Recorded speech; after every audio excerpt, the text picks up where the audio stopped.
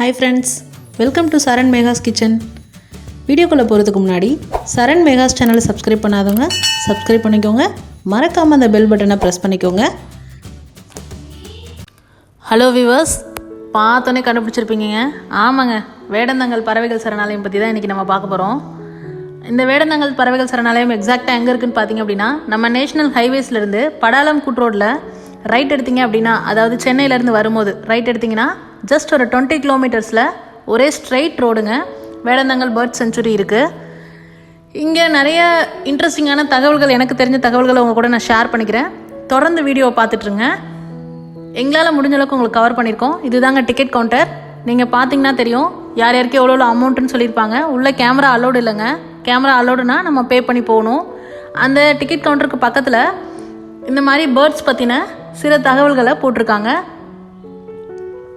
அதை நான் உங்களுக்கு இப்போ காமிச்சிருக்கேன்.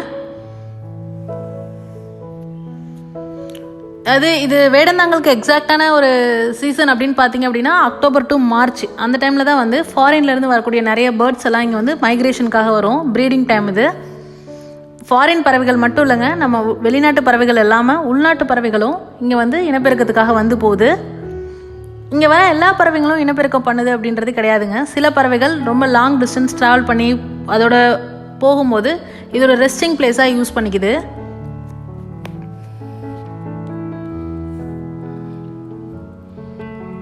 இந்த மாதிரி உள்ள நீங்கள் வேடந்தாங்கல் பேர்ட் சென்ச்சுரிக்கு உள்ளே என்ட்ரானோடனே இந்த மாதிரி ரூம் தாண்டினதுக்கப்புறம் உள்ளே நம்ம அந்த ஏரி, அதாவது லேக் வியூ போகும்போது ஃபுட் பாத் போட்டிருக்காங்க. அந்த ஃபுட் பாத் சைட்லலாம் பார்த்தீங்கன்னா இந்த மாதிரி பேர்ட்ஸோட ஃபோட்டோ போட்டு அது சம்மந்தமான சில தகவல்களை இந்த மாதிரி கொடுத்துருக்காங்க நமக்கு.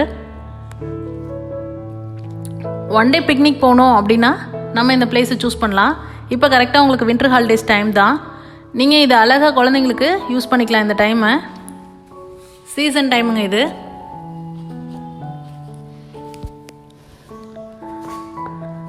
ஆனால் உள்ளே போகும்போது பேர்ட்ஸ் வந்து தூரமான வியூ இருக்கிறதுனால நீங்கள் பெட்டர் பைனாகுலர் வீட்டில் இருந்தால் எடுத்துகிட்டு போயிடுங்க. இல்லை அப்படின்னாலும் உங்களுக்கு என்ட்ரன்ஸ்லேயே பைனாகுலர் வந்து ரெண்ட்டு கொடுக்குறாங்க. இதான் உள்ள ஒரு ஃபுட் பாத் போட்டிருக்காங்கங்க ஏரிக்கரை மேலே. இந்த சைடு பார்த்திங்கன்னா ஏரி, இந்த சைடு ஒரு சைடு பார்த்திங்க அப்படின்னா விவசாய நிலங்கள். அந்த பறவைகள் வந்து போகிறதுனால அந்த பறவைகளோட எச்சங்கள் அந்த தண்ணியில் கலந்துட்டு அந்த தண்ணி வந்து கண்மாய் மூலிமா இந்த மாதிரி நம்ம இந்த சைடு விவசாய நிலங்களுக்கு விடுறதுனால விவசாய நிலங்களுக்கு அது நல்ல ஒரு ஃபெர்டிலைசராக இருக்குது அப்படின்றத அந்த ஏரியா மக்கள் விரும்புகிறாங்க.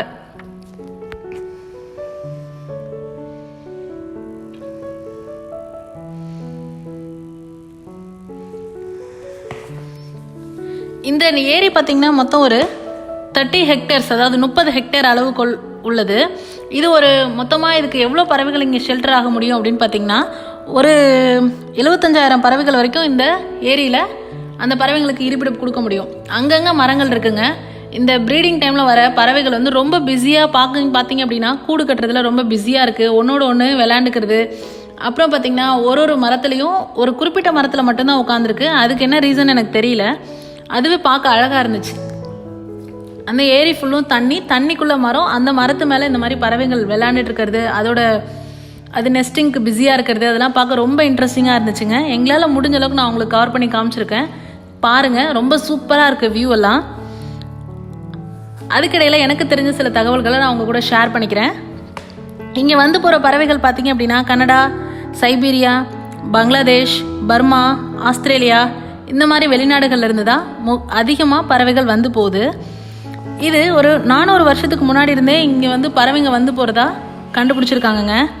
18ஆம் நூற்றாண்டுலாம் பார்த்திங்க அப்படின்னா ஆங்கிலேயர்கள் காலத்தில் அவங்க வந்து இங்கே பொழுதுபோக்குறதுக்காக அந்த பறவைங்களை வேட்டையாடி அவங்களோட பொழுதுபோக்குறதுக்காக இந்த இடத்த யூஸ் பண்ணிட்டு இருந்தாங்க. அவங்க மட்டும் இல்லைங்க, அந்த லோக்கல் ஏரியாவில் இருக்கக்கூடிய லேண்ட் லார்ட்ஸ் கூட அந்த மாதிரி தான் பறவைகளை வேட்டையாடி அவங்க பொழுது போக்கிட்டு இருந்தாங்க. இது தெரிஞ்ச பொதுமக்கள் என்ன பண்ணாங்கன்னா அங்கே இருக்க கவர்மெண்ட்டில், அதாவது கலெக்டர்கிட்ட அப்ரோச் பண்ணாங்க. அதுக்கப்புறம் அவர் ஆய்வு செஞ்சு ஒரு பத்திரிக்கை பதிவு செஞ்சார்.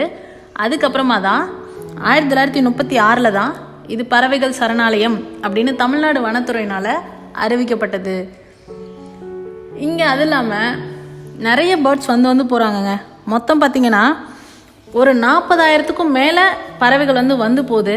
பார்வையாளர்கள் பார்த்திங்க அப்படின்னா 1.5 லட்சம் கிட்ட பார்வையாளர்கள் அந்த பறவைகளை கண்டுகளிக்கிறதுக்காக வந்து போகிறாங்க. வேடந்தாங்கல் அப்படின்னு எப்படி பேர் வந்துச்சுன்னு பார்த்தீங்கன்னா, வேடர்கள் தங்கும் கிராமம் அப்படின்றதுனால தான் இது வேடந்தாங்கல் அப்படின்னு பேர் வந்துச்சுன்னு சொல்கிறாங்க.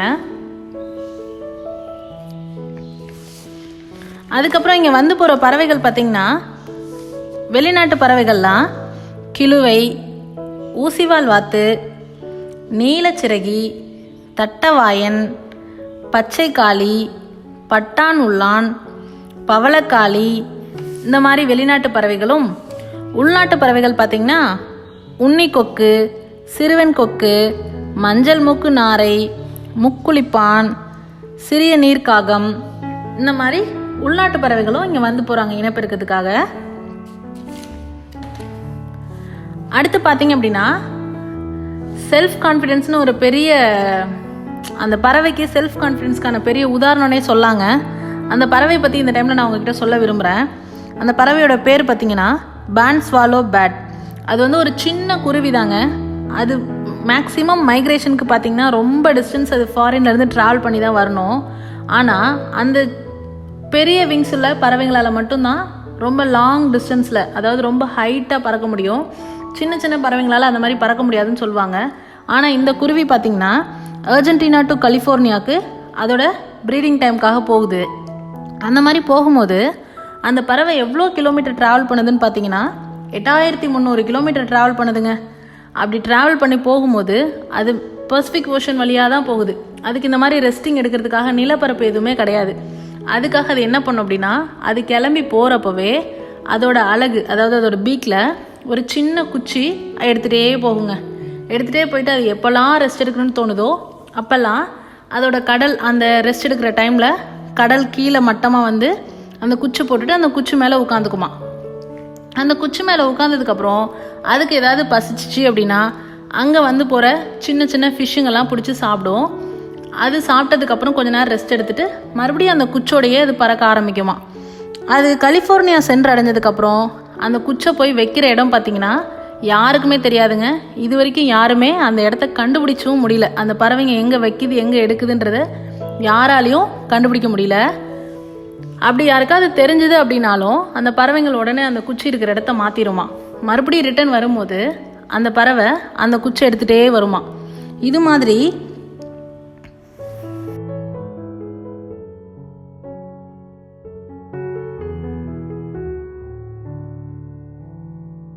மாதிரி ஒரு சின்ன பறவையே இவ்வளோ முயற்சி எடுத்து மைக்ரேஷனுக்கு போகுது அப்படிங்கும்போது நம்ம கேட்கவே ரொம்ப வியப்பாக இருக்குல்லங்க. அது மாதிரி தான் இங்கே இருக்க பறவைகளும் எல்லாமே பல்லாயிரக்கணக்கான மைல்கள் தாண்டி வந்து மைக்ரேஷன், அதாவது ப்ரீடிங்காக இங்கே வந்திருக்கு வேடந்தாங்களுக்கு. அதை நம்ம இப்போ பார்த்துட்ருக்கோம் அப்படிங்கும்போது ரொம்ப வியப்பாக இருக்குது பார்க்குறதுக்கு. அந்த கதையை கேட்க கேட்க இன்னும் ரொம்ப இன்ட்ரெஸ்டிங்காக இருக்குது. இதுதாங்க வாட்ச் டவர். நம்ம அந்த பறவைங்களை மேலே ஹைட்டாக இருந்து பார்க்கலாம். அங்கே தான் நான் இப்போ போயிட்டுருக்கேன். அங்கேவே மேலே ஒரு பைனாக்குலர் அவங்க இன்பில்டாக ஃபிக்ஸ் பண்ணியிருக்காங்க. அதுலேருந்து பார்த்தீங்க அப்படின்னா ஓவரால் அந்த லேக் வியூ நம்ம கவர் பண்ணுற மாதிரி இருக்குது. பாருங்கள், அங்கேருந்து தான் நான் உங்களுக்கு இந்த வீடியோ காமிச்சிருக்கேன், ஷூட் பண்ணியிருக்கேன்.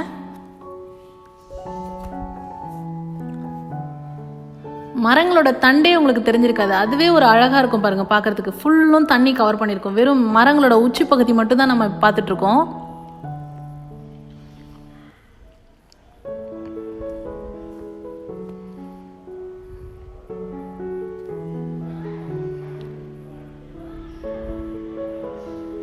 ரொம்ப இன்ட்ரெஸ்டிங்காக இருக்குங்க. குழந்தைங்களுக்கு ரொம்ப இன்ட்ரெஸ்டிங்காக இருக்கும்.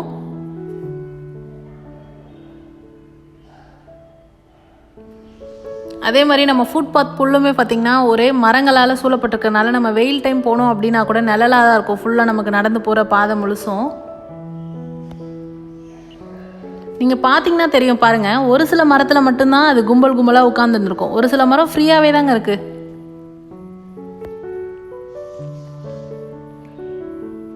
நாடு விட்டு நாடு வந்தோம், கூடு கட்டி வாழ வந்தோம், வேறு எங்க இடமில்லை எங்களுக்கு வேடந்தாங்கள்.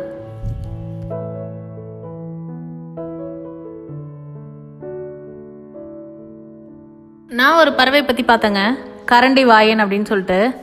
அந்த பறவை பார்த்திங்கன்னா அதோட பீக், அதாவது அதோட அழகு பார்த்திங்கன்னா அழகு அந்த கரண்டி மாதிரி, அதாவது ஸ்பூன் மாதிரி இருக்குங்க. அதுக்கு ஆங்கிலத்தில் பேர் பார்த்திங்கன்னா ஸ்பூன் பில்ஸ்.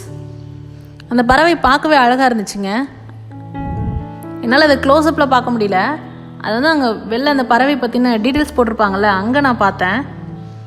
இந்த மாதிரி அது தண்ணியில் நீந்தி போகும்போது அது உடம்புல கொஞ்சம் கூட ஷேக் இல்லைங்க, அழகாக அப்படியே போட் மாதிரி போயிட்டுருக்கு. அது பார்க்கவே அழகாக இருந்துச்சு ரொம்ப.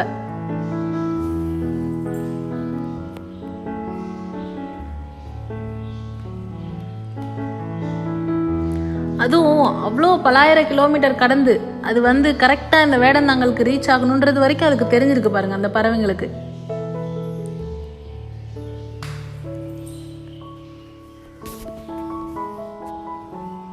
ரொம்ப சூப்பராக இருந்தது ஃப்ரெண்ட்ஸ். இந்த பேர்ட்ஸ் லவர் மாதிரி இருக்கவங்கெல்லாம் ப்ளஸ் நேச்சுரல் லவர்ஸ் அந்த மாதிரி இருக்கவங்களுக்கெல்லாம் இந்த பிளேஸ் ரொம்ப பிடிக்கும். ரொம்ப ப்ளசண்ட்டாக இருந்தது. அதுவும் இல்லாமல் அந்த பறவைகளோட சத்தம் நல்லா கேட்டுட்டு இருந்துச்சு.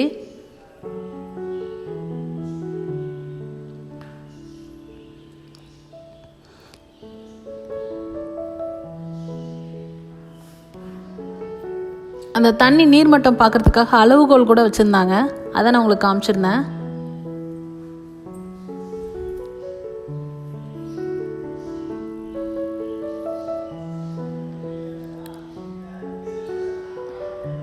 இந்த மாதிரி அங்கங்கே டஸ்ட்பின் கூட வச்சுருந்தாங்கங்க.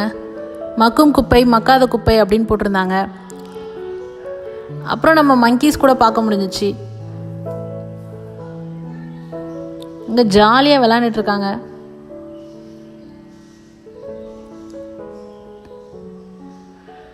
பாருங்கள், இந்த மாதிரி ஒரு போர்டும் இருக்குது. உள்ளே நம்ம ஃபுட்பாத் வழியாக நடந்து போகும்போது இந்த மாதிரி ஒரு போர்டு இருக்குது. ஒரு பறவைகள் பற்றின ஹிஸ்ட்ரி அந்த மாதிரி.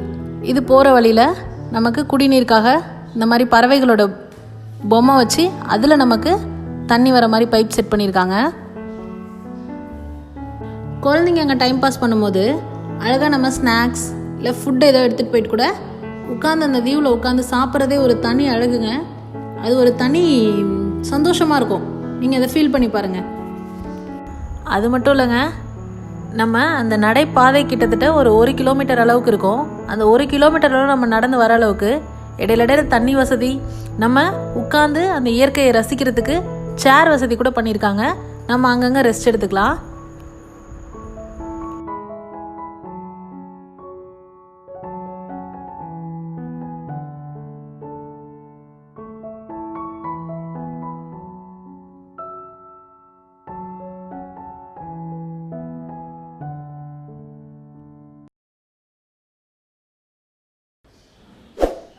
இது போன்ற இன்ட்ரெஸ்டிங்கான வீடியோஸ் பார்க்குறதுக்கு எங்கள் சேனலை தொடர்ந்து பாருங்கள் ஃப்ரெண்ட்ஸ்.